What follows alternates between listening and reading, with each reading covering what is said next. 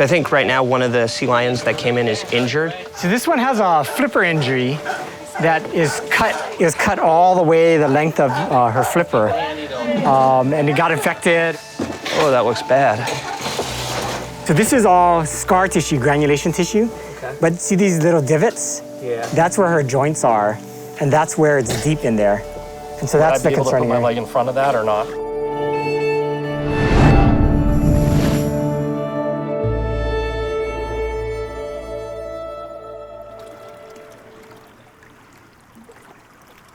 California is one of the most incredible marine ecosystems on the planet. And one of the most famous animals in that ecosystem is the California sea lion. I've come off the coast of Catalina to do a dive at a sea lion rookery. And while the animals here seem to be doing pretty well, just 20 miles inland, surfers, divers, regular beachgoers have been noticing a really disturbing trend line. Thousands and thousands of baby sea lions have been showing up sick and emaciated on the shore.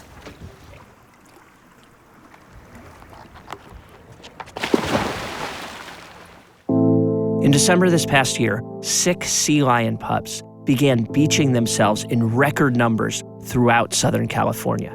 According to the National Oceanic and Atmospheric Administration, the number of California sea lion strandings for 2015 alone surpassed the total number of strandings combined from 2004 to 2012. Although marine mammals can become stranded for a number of reasons, scientists believe that warming ocean temperatures and changes in prey availability are likely contributors to this unusual spike in deaths. And as mothers are forced to travel further offshore to find food, many pups are left to fend for themselves before they're ready.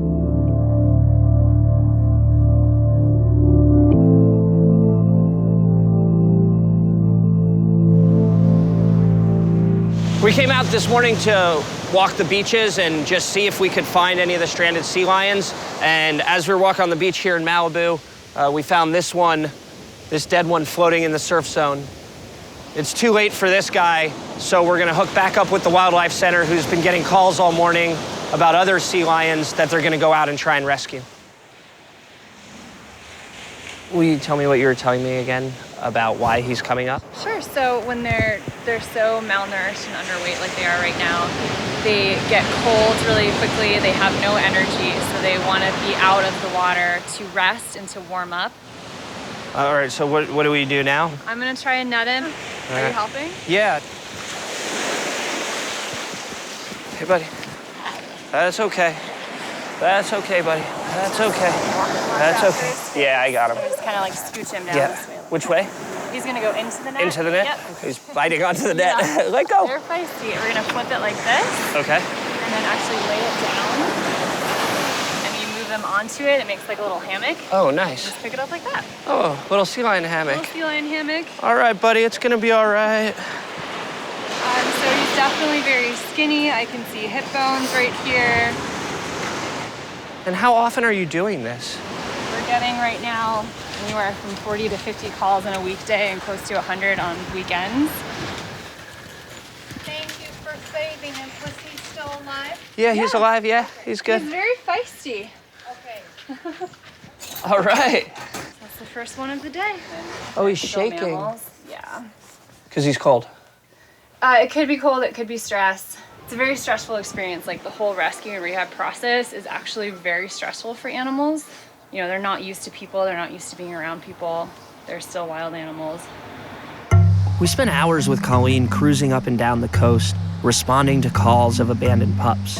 Colleen, normally a marine mammal biologist living in Oregon, came down to Southern California to take up a temporary position with the California Wildlife Center and help with the crisis. What are the root causes of the problem besides the fish?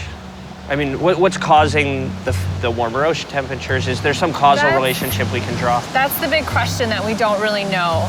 It is an El Nino year, but it's a weak El Nino. It could be a larger ocean cycle thing that we just don't understand yet. It could be climate change related. It's just, that's the big question, is what's causing these warmer temperatures, and that's pushing all the fish really far offshore.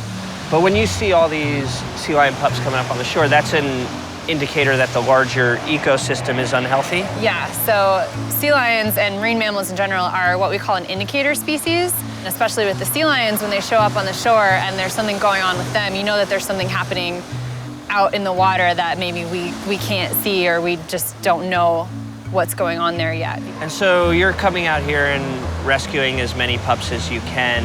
Is there a broader solution? And if so, who's working on it? I don't know if there really is a broader solution because we don't know the root cause. And so, you know, it's kind of at the local level we can address the symptoms, but the federal level is where you have to address the problems. And so maybe looking at climate change issues or fishing issues and interactions, what's causing this problem and how do we fix it, how do we address it and make sure that it doesn't happen again next year or the year after. Once the pups are taken off the beach, they're taken to a wildlife center for rehabilitation. But with so many pups stranding, almost all of the shelters are at full capacity. We just arrived at the rescue center and they brought in several new pups. And there's one right here that is so emaciated that they're gonna actually use a feeding tube to feed it. How much danger is this animal in? I mean, how sick is this animal? They're pretty sick. I mean, they're really, if you see now, you know, they don't struggle very much. Right now, they're so emaciated and dehydrated. So we're giving them fluids first. And so what she's doing, she's getting the tube through their mouth, past their trachea, Okay. all the way to their stomach. So she just wants to be sure that she's in the stomach and not in the lungs before she gives the fluids. These are electrolytes. It's helping to rehydrate them. And then when she's done, she's going to pinch off that tube so no fluid comes back out. And then she's done. So all the ones that first come in, they're so dehydrated that they get several rounds of that first. And then we start putting them on just a kind of a weak recovery meal. But once they are feeling better and, you know, they've had some nutrition and they've been here for a couple weeks, then they're a lot more of danger to themselves and us because they start biting each other, start coming after us whenever they think we have food. We have to be careful not to get them used to us. We're gonna go ahead and feed this pen. These are our best eaters. These are the ones that should be released this week. So they know how to eat, they know how to jump in the water and fight over fish. So we're basically just at the stage where we're fattening them up, and as soon as they get up to a good body weight, they're out the door. So the doctor was saying these guys got to get up to 40 pounds. How much do they get up to about 50 pounds. You got a lot of gear. You got like these shields. You look like you're doing a cell extraction. Things get kind of crazy when we go in there to feed. They just want the fish. They're not after us, but it just helps us get in, give them the fish, and get out a lot easier. Yeah. And your concern is getting bit, obviously. Yes, they do bite. They do get excited around feed time, and he is holding a fish, so they're going to go after that fish. And if your hand's there, he'll take that too.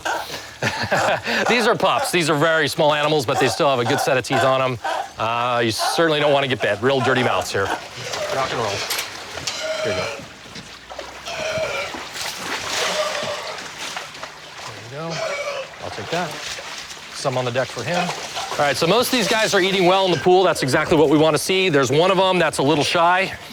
He might be getting bullied by the others. That's okay. We'll feed him on the deck for now. So how many times a day will you do this? This goes on 3 times a day.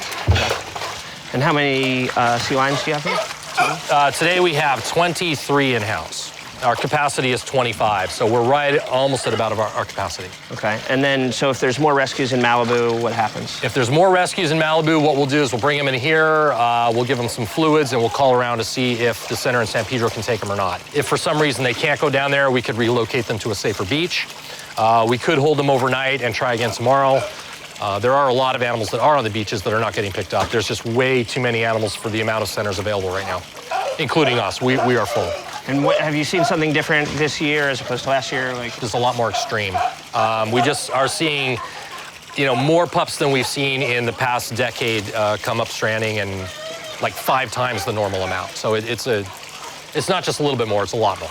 And the survivability of animals, like if you bring them in, like how do their chances improve? I mean, everyone that we bring in will die if we don't bring it in.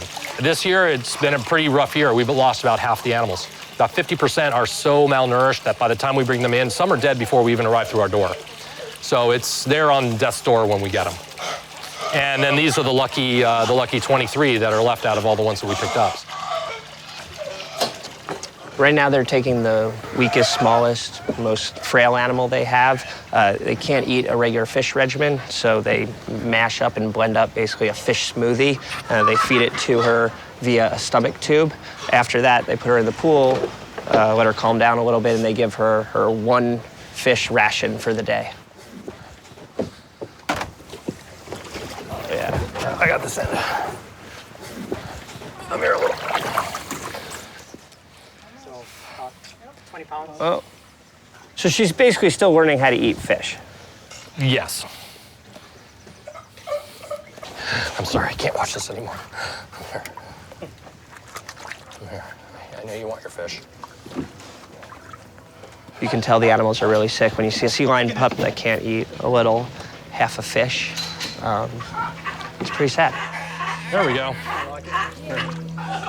Mike, what's the cost associated with all of this? There's a lot that goes into taking care of these guys. It's very expensive. There's fish, there's the water, there's the staffing. I mean, there's the facility. To break it down per animal, honestly, I don't know. It would be probably a couple $1,000s per animal. Who's covering the cost for you guys? Basically our donors. And there's a lot of volunteers that work here. There's a few government grants that we get, but it's mostly donations. So I think right now one of the sea lions that came in is injured. So Dr. Tom here is going to do a minor surgery on one of the flippers. So this one has a flipper injury that is cut all the way the length of her flipper. And it got infected, and she's got some infections near the joints. And so we're using a honey wrap. We're putting honey on it, putting like a bandage and a support. Oh, that looks bad. This actually looks good, this pink. So this is all scar tissue, granulation tissue. Okay. But see these little divots? Yeah. That's where her joints are, and that's where it's deep in there. And so that's the Would I be able to put concerning my area. leg in front of that or not?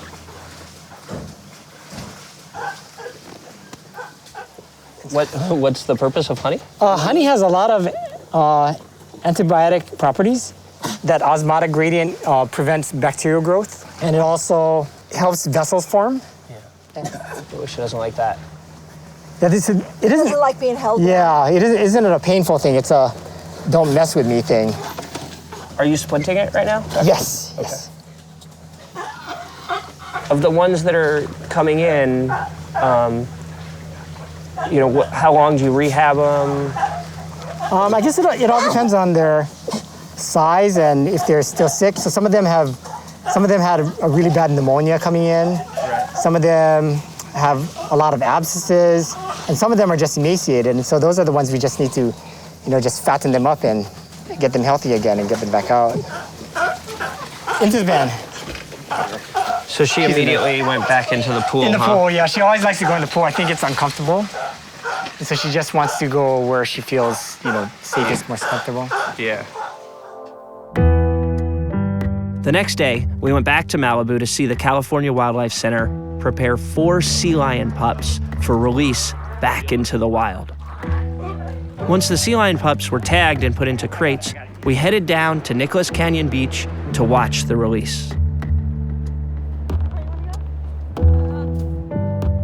This is the final part of the process. So after taking these 4 pups in almost 2 months ago, feeding them, rehabilitating them, they're now at a sufficient size and weight, and they're eating well enough where they're gonna reintroduce them into the wild. So these are the 4 success stories. They're gonna open the cages, they're gonna head back out into the ocean and hopefully be strong enough to survive in the wild. Tell me about today. Well, today we got 4 sea lion pups. They're all about 9 months old, and they should be ready for the ocean again. So we picked them up about 2 months ago. They were very skinny, very emaciated, malnourished, dehydrated, in really bad shape, and today they're looking pretty good. So we got them back to health, and this is the goal. So hopefully they'll do all right out there. Right. And I mean, this is it, right? This is a happy day for these guys. This is it. I mean, they're going to head straight for that water, and they probably can't wait to get back in that salt water.